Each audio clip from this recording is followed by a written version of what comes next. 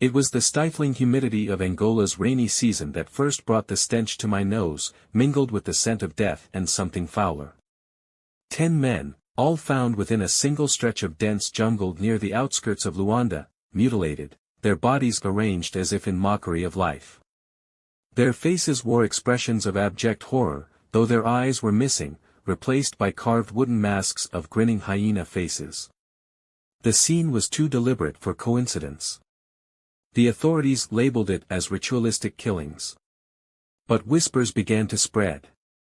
Locals spoke in hushed tones about the Kishi, a being from Angolan folklore, said to be a handsome man by day but a hyena-headed demon by night, luring victims with charm before tearing them apart.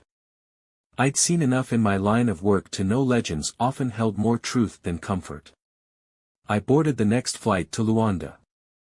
Luanda's chaotic streets buzzed with life, a stark contrast to the grim desolation that awaited me in the jungle. At the police headquarters, I met Captain Paolo Agostino, a grizzled officer with a pragmatic air. He slid a dossier across the table, grainy photos of the victims, their bodies twisted into grotesque postures. "You believe it's this, Kishi?" he asked, his skepticism poorly masked. "I don't believe," I replied, scanning the images. "I investigate." The victims had been local men, most of them farmhands or traders who'd ventured into the jungle. They had no connection except for one chilling detail: all had been reported missing on nights of the full moon. "Take me to the site," I demanded. Paolo hesitated but eventually nodded. The jungle was alive, not just with insects and birds but with a presence that seemed to crawl under my skin.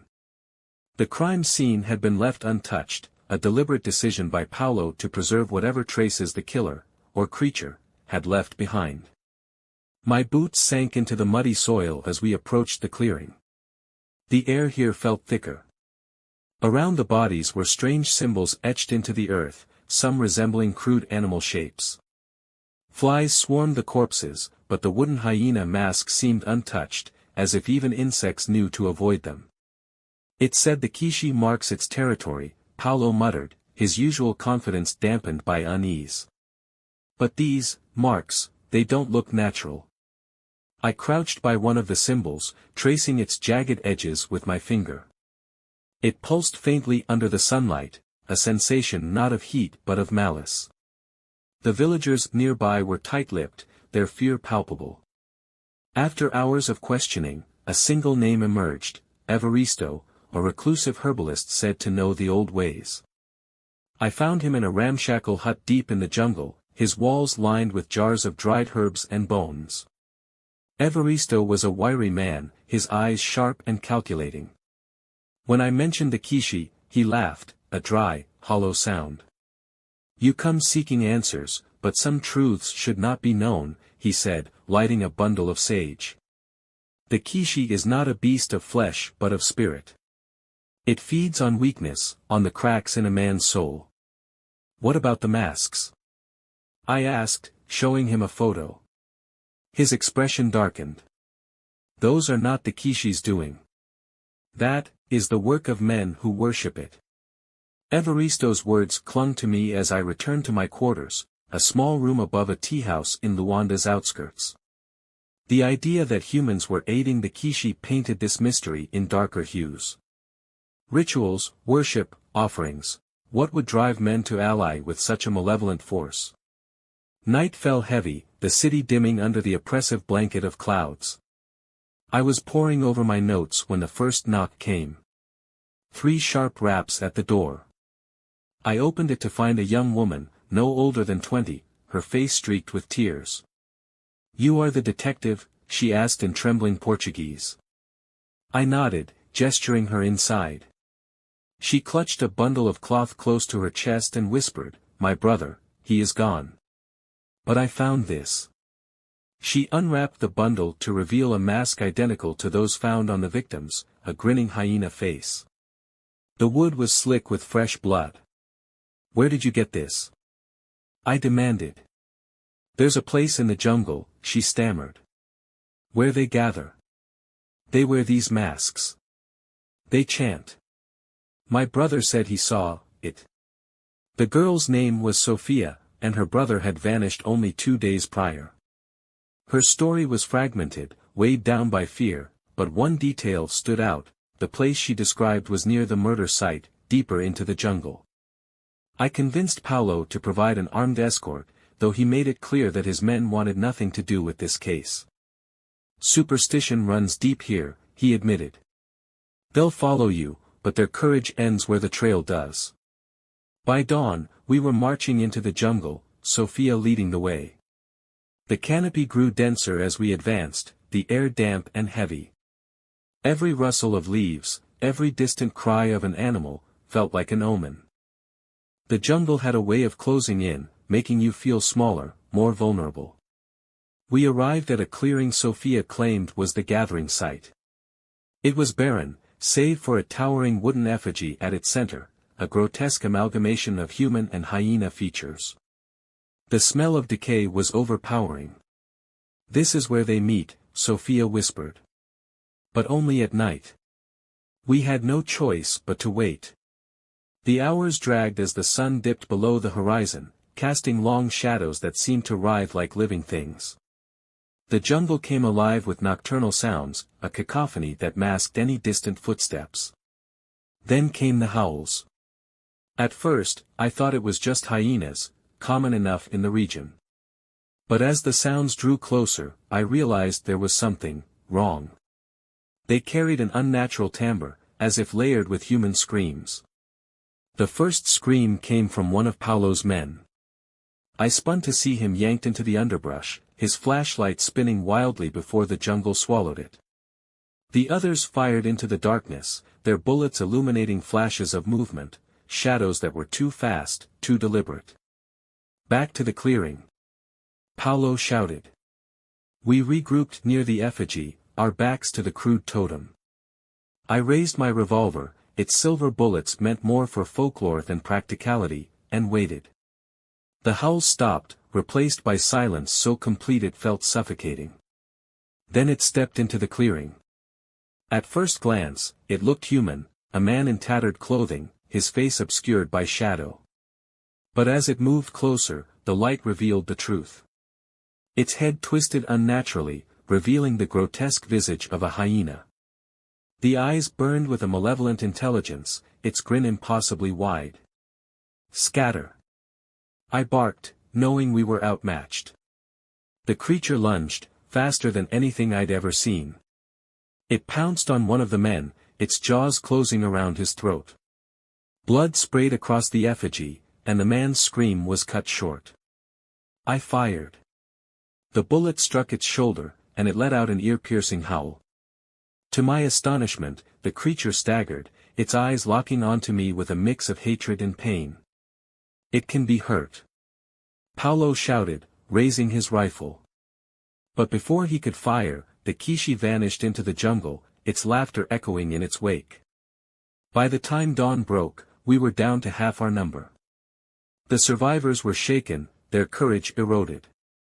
Paolo confronted me as we made our way back to the village.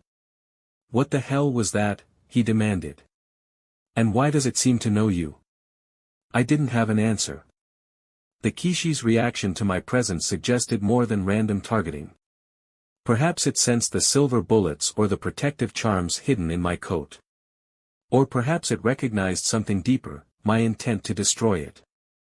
Back in the village, Sophia revealed another chilling detail. Her brother had attended the gatherings willingly, lured by promises of wealth and power.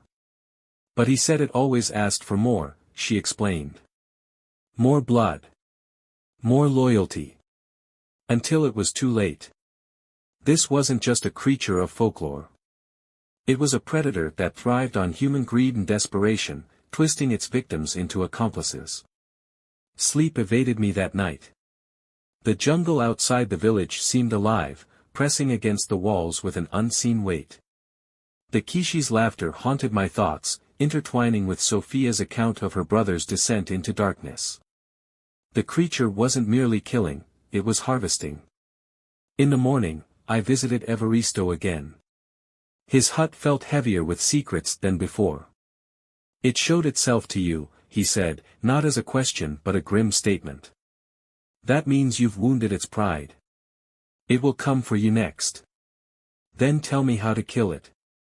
Evaristo hesitated, then pulled a dusty tome from a hidden shelf. The Kishi cannot die as long as its tether to this world remains unbroken. It is bound to the hyena masks and the effigies you've seen. Destroy those, and you weaken its grip. But be warned, those who wear the masks will fight to protect them. The masks were more than decorations, they were relics of power. And the men who donned them were complicit in the Kishi's blood-soaked reign. With this new knowledge, I returned to Paulo. The idea of masked worshippers protecting the Kishi seemed absurd to him, but the evidence was mounting. If they exist, they'll be hiding in the jungle, he conceded. The people here don't trust outsiders, not even the police. Sophia offered to guide us again, though her fear was palpable. She described a second site where she believed the gatherings took place, a cavern system nestled within a jagged ridge deep in the jungle. It would take hours to reach and, more troubling, days to return. I gathered what supplies I could, silver bullets, charms, a satchel of salt, and a fire starter. The salt would serve as a barrier against the supernatural, the fire to destroy its anchors. I could only hope it would be enough. The jungle thickened as we trekked further from the village. The air grew heavier, laden with an unnatural stillness. Birds and insects fell silent, as if aware of the horrors buried ahead. By the time we reached the ridge, dusk had begun to settle, casting the landscape in hues of deep crimson. The cavern entrance yawned before us, its maw rimmed with moss and damp earth. Inside, the air reeked of decay and something more acrid, like burnt flesh. We moved cautiously, flashlights cutting through the oppressive darkness. The first chamber was vast, its walls covered in crude paintings. Hyena-headed figures towered over human shapes, their mouths dripping crimson arcs. Bones littered the ground, some animal, some disturbingly human. And at the chamber's center stood a totem, smaller than the effigy in the clearing but radiating the same malignant energy. We destroy this, I whispered, and we start breaking its hold. The moment I struck the totem with my machete, the air shifted. A guttural roar echoed through the cavern, and the shadows seemed to writhe. From the darkness emerged men wearing the Kishi's masks, their bodies painted with ash and blood. Their movements were erratic, animalistic. Stay back. Paulo barked, raising his rifle. The men snarled but hesitated, as if weighing their options. When I struck the totem again, shattering its base, their hesitation evaporated. They charged. Paulo's rifle roared, dropping one of them, but the others surged forward. I fired my revolver, the silver bullet tearing through the mask of the nearest man. He collapsed, his face contorted in agony. It wasn't just the man who screamed, something deeper, darker, shrieked in unison, as if the Kishi itself felt the blow. The rest of the fight was chaos, a blur of gunfire, blood, and snarls. By the time the dust settled, only one masked figure remained, clutching his shoulder as he fled deeper into the cavern. We pursued the survivor into a labyrinth of tunnels, the walls narrowing until we were forced to move single file. My heartbeat thundered in my ears, each step heavier than the last. The oppressive energy seemed to grow with every turn. Finally, the tunnel opened into a cavern bathed in sickly green light. At its center was a pit, surrounded by masks and bones arranged in ritualistic patterns. Above the pit loomed the largest effigy yet, its eyes glowing faintly. And there, standing before it, was the Kishi. Its human guise was gone, fully replaced by the grotesque hyena-headed form. It towered over the masked man who had fled, its claws resting lightly on his trembling shoulder. When it spoke, its voice was a chilling blend of human and beast. "You think fire and silver can end me?" it snarled. "You know nothing of hunger." The Kishi didn't attack immediately. It seemed amused, circling us with predatory grace. "Men have always sought me," it said, its grin widening. "For power, for protection. And I give it freely, for a price. What's your price? I asked, my voice steady despite the terror clawing at my chest. It laughed, a sound that sent shivers down my spine. Their souls, of course. But you, it stopped, tilting its head. You're different. You carry the scent of another world. I didn't respond. The Kishi was toying with me, trying to unravel my resolve. I tightened my grip on the revolver and raised it. So eager to die, it taunted, but there was a flicker of uncertainty in its eyes. My bullets had hurt it before, and it knew they could again. The showdown had begun. The cavern seemed to pulse with energy as I aimed my revolver at the Kishi. It made no move to dodge, almost daring me to pull the trigger. Its confidence was unnerving, but I couldn't hesitate. My finger tightened on the trigger, and the chamber exploded with a deafening crack. The bullet struck its shoulder, tearing through sinew and bone. The Kishi let out a howl that shook the cavern, a sound that felt as though it could peel flesh from bone. It staggered, but its grin never faltered. Instead, it leaned forward, blood dripping from the wound, its eyes blazing with rage. Do you feel brave now, hunter? It snarled, lunging. I barely managed to dive out of the way, its claws raking the air inches from my face. Behind me, Paulo and his men opened fire, their bullets ricocheting off the stone walls. The Kishi was fast, impossibly so, weaving between the shots as if anticipating every move. Keep it distracted.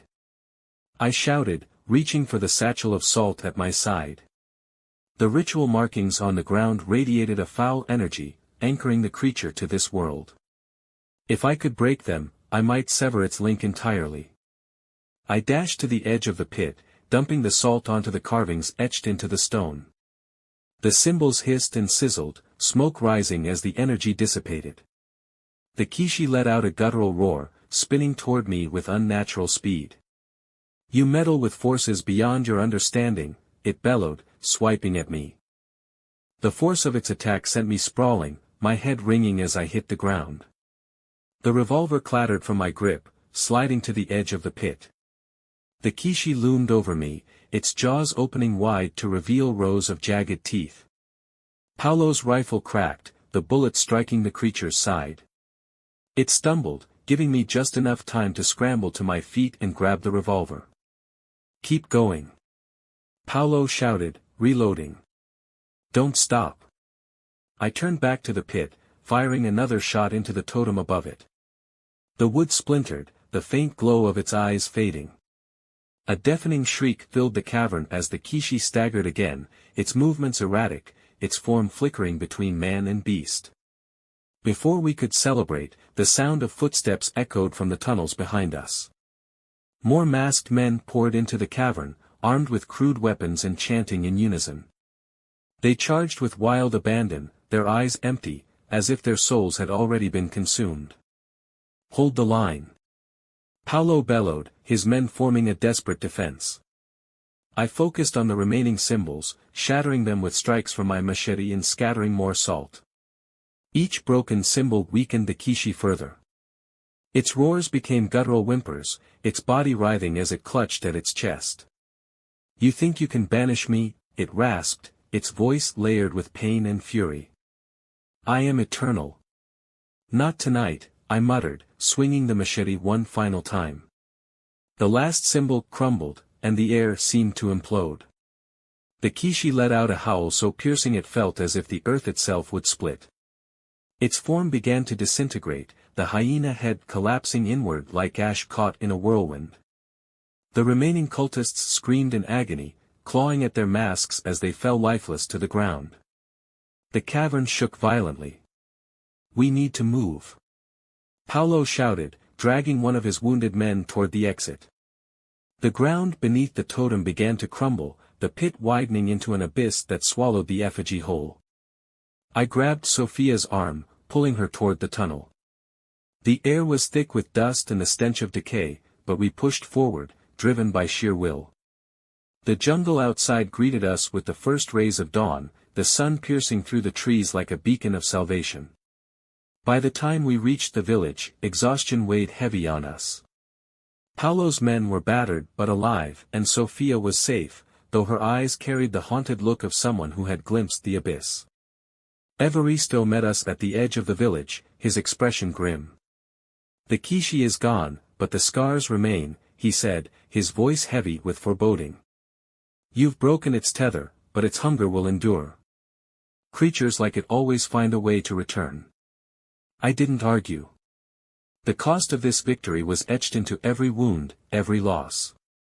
For now, the Kishi was gone, but the jungle still whispered, and the air still felt heavy with secrets. As I packed my belongings to leave, Sophia approached me, clutching something tightly in her hand. "I found this in my brother's room," she said, handing me a small pendant shaped like a hyena's tooth. The tooth felt cold, unnaturally so. It pulsed faintly in my palm, a reminder that the Kishi's influence might not have died with the creature. "Keep it," I said, returning the pendant to her. "As a reminder to never walk this path again." She nodded, her gaze distant. "Do you think it's truly over?" "Nothing like this ever truly ends," I replied. "But for now, the village is safe." I stayed one more night in the village, though sleep eluded me. The oppressive weight of the jungle seemed lighter, the air less suffocating, but there was something beneath the surface, an unease that hadn't faded. The Kishi was defeated, its tether severed, but as Evaristo had warned, its hunger was eternal. The villagers were reluctant to speak to me. To them, I wasn't a savior but a man who had disturbed the balance of their world. They whispered among themselves, casting wary glances my way. It wasn't fear of the Kishi that kept them silent now, it was fear of what might come next. That night, as I sat by the dim light of an oil lamp, I heard a soft knock at my door. When I opened it, there was no one there, only the faint rustling of leaves in the breeze. On the ground lay a single hyena mask, its grin painted in fresh blood. I didn't sleep that night. By morning, I had packed my belongings and prepared to leave. Sophia came to see me off, her face pale but resolute. "Thank you," she said, though her voice carried no relief. "For everything. Stay vigilant," I told her. "And if you see signs, marks, sounds, or worse, don't hesitate. Burn the masks. Salt the ground. Fight back." She nodded, but there was little hope in her eyes. The jungle around Luanda had held the Kishi for centuries. It wasn't a question of if it would return, but when. Back in Luanda, I visited a local archivist named Dr. Marta Nyanga, a woman with a deep knowledge of Angolan folklore. She had been reluctant to meet me at first, but when I mentioned the Kishi, her demeanor shifted to something between fascination and dread. "The Kishi is not bound by borders or time," she explained, laying out an ancient map of Angola. "It appears in cycles, feeding on the fears and weaknesses of men. It takes many forms, but its essence remains the same, a creature born of greed and hunger." "What about the masks?" I asked. "Why do its followers wear them?" She hesitated. "The masks are more than symbols. They are conduits, binding the wearer to the Kishi's power. Destroying them weakens the creature, but they can always be remade, as long as someone is willing." Her words chilled me. The Kishi wasn't just a singular force, it was an idea, a legacy passed down through human hands. As I left Dr. Nyanga's office, I couldn't shake the weight of her warning. The Kishi wasn't truly gone, only dormant. The pendant Sophia had shown me, the blood on the mask left at my door, these were warnings. Somewhere in the shadows of the jungle, seeds of its return were already taking root. That night, as I prepared to leave Angola, I found a letter slipped under my door. The handwriting was unfamiliar, the words written in a mixture of Portuguese and Kikongo. "You've severed the thread, but the loom remains. Hunger always finds a way." It wasn't signed, but a single hyena tooth had been pressed into the envelope. I stared at it for a long time, my mind racing with questions. Was it a threat? A warning? Or a promise? As my plane lifted off the next morning, I looked out at the sprawling jungle below, its green expanse stretching endlessly. The Kishi was gone, but its echo lingered, like a shadow that never truly fades. Somewhere in that vast, impenetrable forest, it waited. And one day, it would rise again. Months later, back in my office in Prague, I received an envelope with no return address. Inside was a photograph of another hyena mask, this one worn by a man standing in a clearing surrounded by torches. In his hand, he held the severed head of an animal, perhaps a goat, perhaps something else. Scrawled on the back of the photo were the words: "The hunt is eternal. The beast is never far." I leaned back in my chair, staring at the photo until the room grew dark. The Kishi wasn't just a case, it was a curse. And curses have a way of finding their way home.